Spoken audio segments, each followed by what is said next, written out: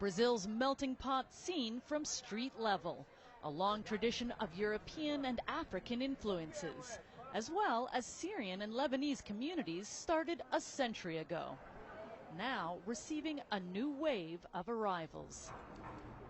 Hussin Kanan trims, combs, and touches up, skills he learned in Syria and now puts to use at his own shop in Sao Paulo.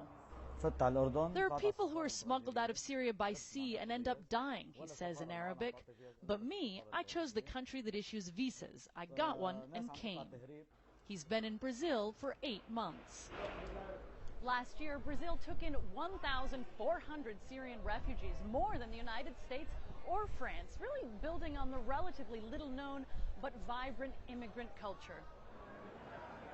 Brazil made it easier by issuing visas to Syrians at its embassies around the globe and then granting refugee status when they arrive.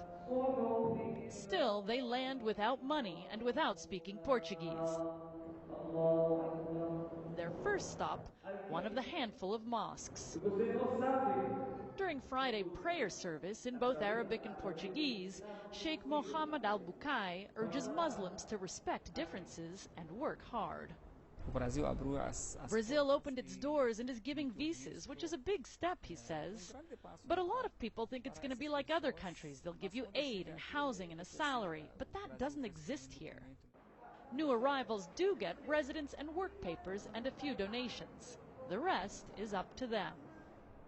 Bashar and his family lived in a refugee camp before making their way to Brazil. The future in Syria, God knows, is over and gone, he says. We hope to make a future here. Bashar is in charge of maintenance at the Paris Mosque. Shahrazad takes their 2 children to a local school. I have Brazilian friends I talk to, she says. They visit me and I visit them.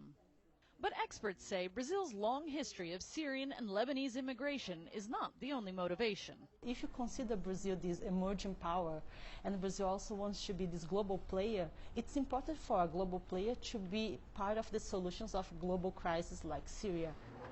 While most experts think Brazil should help finance refugees' long journey and the first few months settling in, Hussein says he, for one, isn't looking back. Shasta Darlington, CNN, Sao Paulo.